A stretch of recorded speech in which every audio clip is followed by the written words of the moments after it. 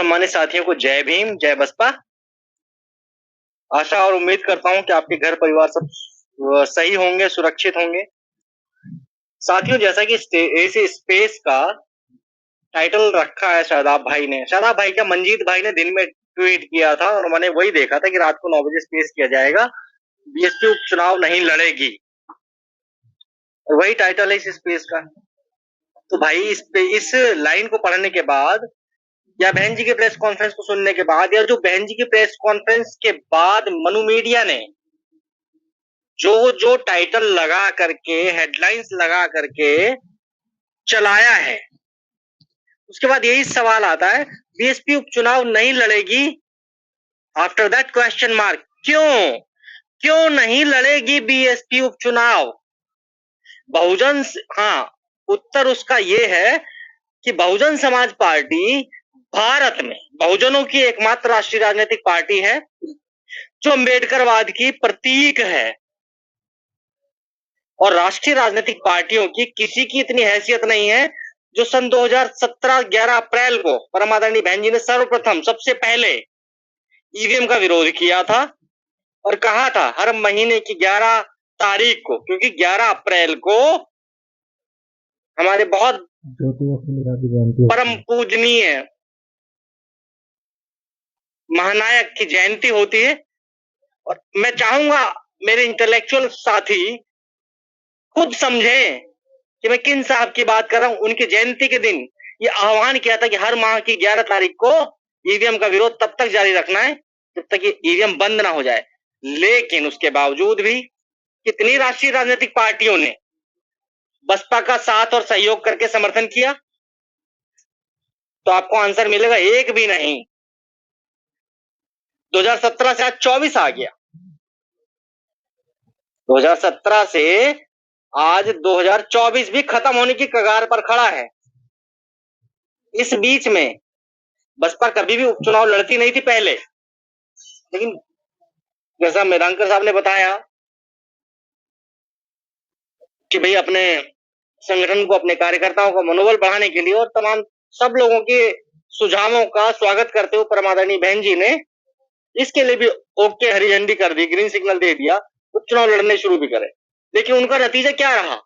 भाई जो भी उपचुनाव होते हैं वो सत्ता में, शासक, मतलब जो भी सांसद मरेगा या विधायक मरेगा या उसके जाने के बाद जो रिक्त स्थान होगा, तो मतलब जो सत्ता शासन के लोग हैं उन्हीं का ही दबदबा रहता है उपचुनावों में। ये सच्चाई है।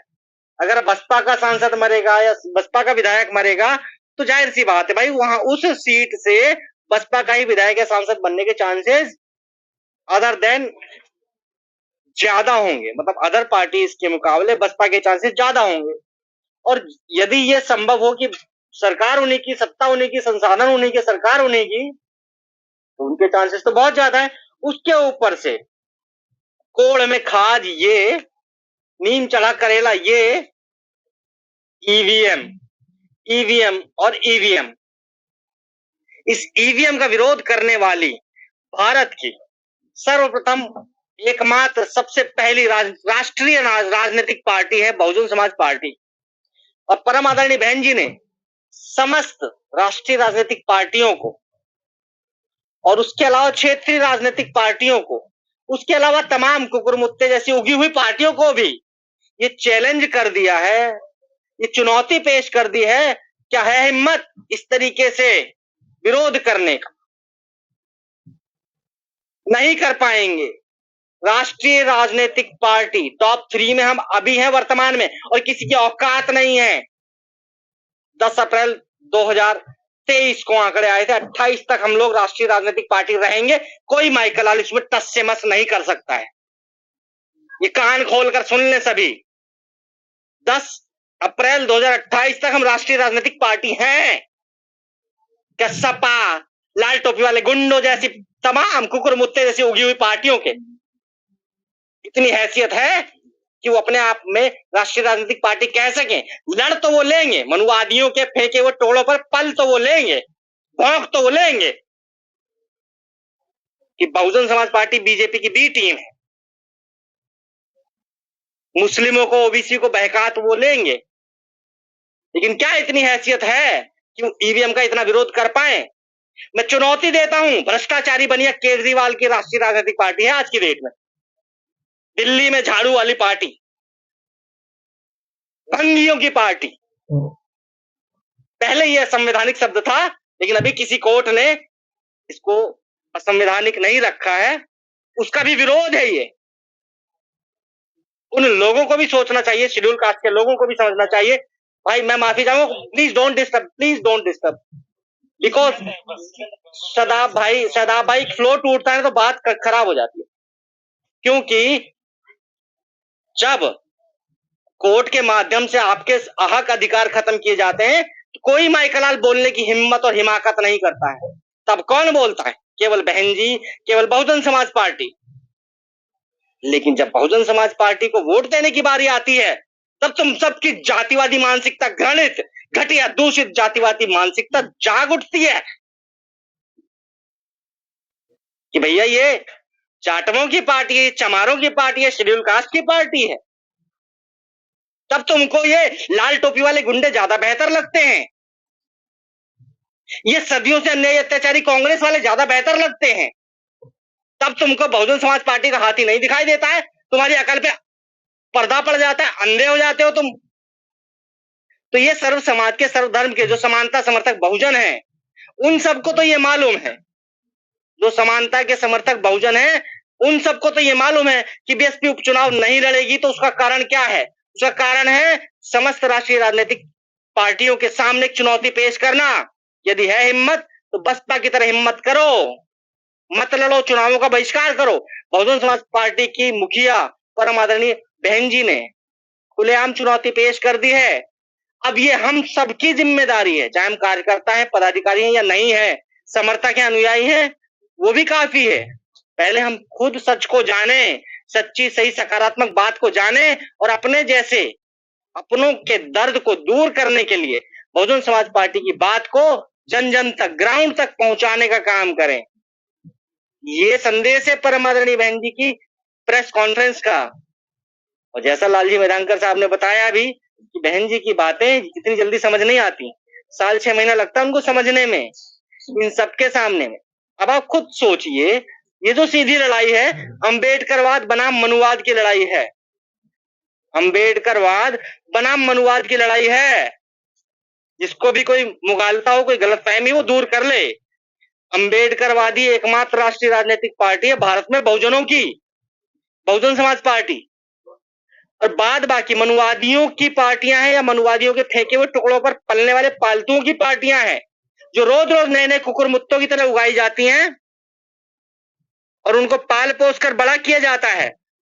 ना परम आदरणीय बहन जी किसी का नाम लेती हैं, ना मुझे जैसा छोटा सा बसपा का कार्यकर्ता किसी का नाम लेता है, लेकिन समझदार इंटेलेक्चुअल वर्ग को सब समझ में आ जाता है कौन है ये फेंके हुए टुकड़ों पर पालने वाले, भौंकने वाले लोग। इन जैसे लोगों से, चमचों से, दलाल दोगले बिकाऊ चमचों से, खास करके सर्व समाज के, सर्व धर्म के समानता समर्थक बहुजनों को सावधान रहने की आवश्यकता है। और हम 90% से ऊपर के लोग हैं, 90% से ज्यादा की संख्या हमारी है। मान्यवर साहब कांशीराम की तो सब बात करते हैं, उनकी बात को मानते नहीं है। जिसकी जितनी संख्या भारी उसकी उतनी हिस्सेदारी। भाई मुस्लिम समाज की संख्या 20% है, अप टू 60% हिस्सेदारी कौन सी राष्ट्रीय राजनीतिक पार्टी देती है? क्या ये झाड़ू वाला भ्रष्टाचारी बनिया केजरीवाल देता है, या वो दोगलों की पार्टी, भ्रष्टाचारियों की पार्टी कांग्रेस देती है? भाजपा तो खुलेआम कहती है हमें मुल्लों का वोट भी नहीं चाहिए, टिकट भी नहीं देते हैं, उनका तो साफ कहना है। उसके बावजूद भी भाजपा को हराने के लिए हम सबका साथ दे लेंगे, लेकिन बहुजन समाज पार्टी का साथ नहीं देंगे। बात बेहद कड़वी हो, बुरी लगे तो लग जाए, 100 बार लगे, लगनी चाहिए भी। सच्चाई ये है, चाहे वो दिल्ली हो, चाहे बाकी देश हो, पूरा भारत देश हो, सच्चाई यही है। बस आई एम जस्ट कंक्लूडिंग, और मैं बस खत्म कर रहा हूं भाई।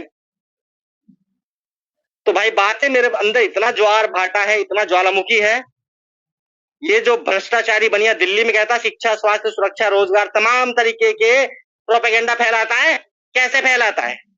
कितने मुस्लिमों को राज्यसभा भेजा, कितने ओबीसी के भाइयों को राज्यसभा भेजा, कितने दलितों को राज्यसभा भेजा, कितने सरकारी कर्मचारी भर्ती कर दिए, एक भी नहीं। कितने स्कूल खोल दिए, एक भी नहीं। 500 स्कूल कॉलेज खोलूंगा ये वादा करके आया था, एक भी नहीं खोला। जन लोकपाल लागू करूंगा, क्या हुआ क्या?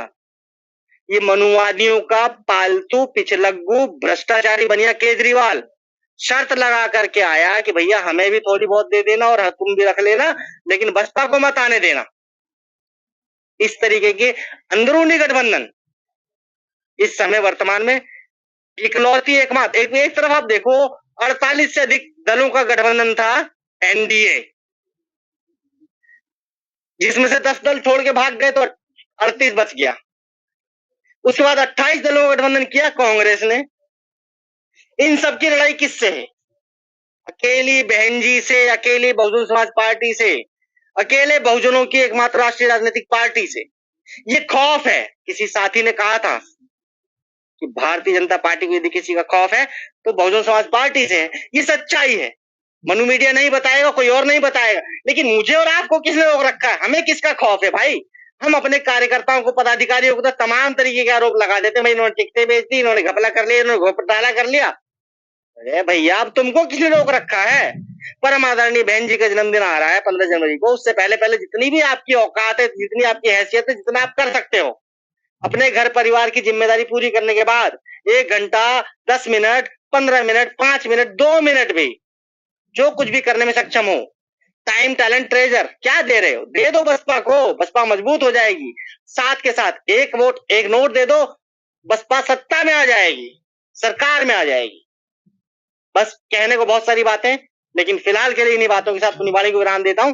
जय भीम, जय बसपा। भारत का संकल्प, बसपा ही विकल्प।